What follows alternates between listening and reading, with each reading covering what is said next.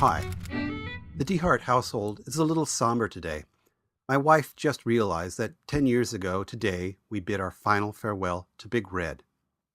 Lois was very fond of Big Red, and I don't think she's ever truly allowed herself to go through the grieving process. Sometimes she'll see or hear something that reminds her of Big Red, and her eyes will get all misty. Just between you and me, I didn't really care that much about Big Red. Oh, sure, it was fun taking her for a ride, and I remember how Lois and I used to wash her out in front of the house. We'd get her all soaped up, and the two of us would end up just as wet as Big Red. Yes, we had some good memories with Big Red, but she took up a lot of space and needed a lot of attention. Seemed like there was always something wrong with her. Soon became more expensive to take care of her than she was worth. I know, that sounds cold-hearted. Like I keep telling Lois, Big Red is in a better place now. In the end, I think it was all for the better that she left us when she did. We were only prolonging the inevitable. Sooner or later, you just have to accept the fact that they won't be there forever. No matter how much love and money you put into them, eventually you have to let go of your favorite car. Lois and I bought Big Red when we were engaged. I had a '76 Corolla at the time, but Lois was without transportation and starting her student teaching. She needed her own transportation, so we decided we would buy our first car together. It was a romantic notion, but what the heck? We were in love, and we would be married soon. Now, you have to understand that I know next to nothing about cars. Sure, I could change the oil, check the radiator fluid, fill up the gas tank. But when the car started making a funny noise or the engine began to sputter or stall, I relied on the tried and true three-step technique of problem solving. Step 1, ignore it and hope that it gets better. I mean, hey, it works for people. I get a cold and my body produces the right antibodies to fight it off. Cut my finger and my blood produces platelets that form blood clots, stop the bleeding, and over time the cut heals over. I don't see why the same wouldn't be true for a car. Step 2. If the problem persists, or if Lois keeps reminding me about that tink under the hood, I perform a visual inspection of the engine.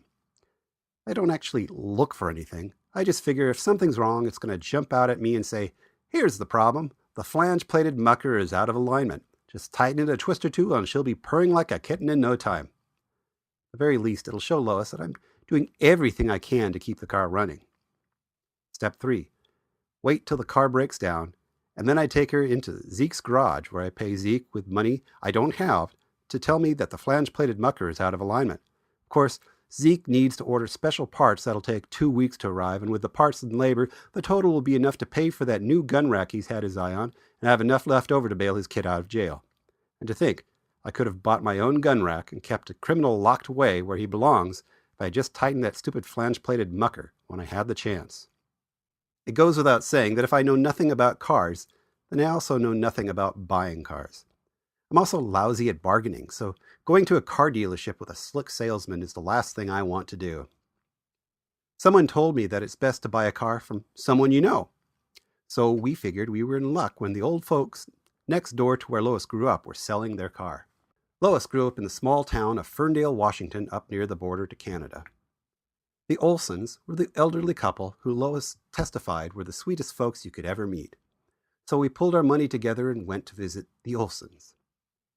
"Allow me to introduce you to Big Red," said Mr. Olson as he opened the door to his garage. "We're the original owners. We hardly ever drive her, and when we do, it's just around town." I glanced at Lois for confirmation, but she only had eyes for the red four-door 1965 Chevy Bel Air that filled the garage. I could tell from the dreamy look in her eyes that she wanted that car. You guys know the look. It's the same look women get when they drive by a Baskin-Robbins. I knew that if Lois wanted it, I would do anything I could to make that car ours. But as I stared at the thing, I was stunned by how enormous it was. I was surprised that it even fit in the garage instead of the other way around. I could barely open the door to climb into the driver's seat for a test drive. Then I had to back it out of the garage so Lois could get in the passenger seat. I waved at her across the distance of the bench seat. "What do you think?" I shouted to her. She cupped her hand to her ear and leaned closer. She shouted something back to me, but I could barely make out the words. So she scooted across the seat till she was next to me and told me she loved it.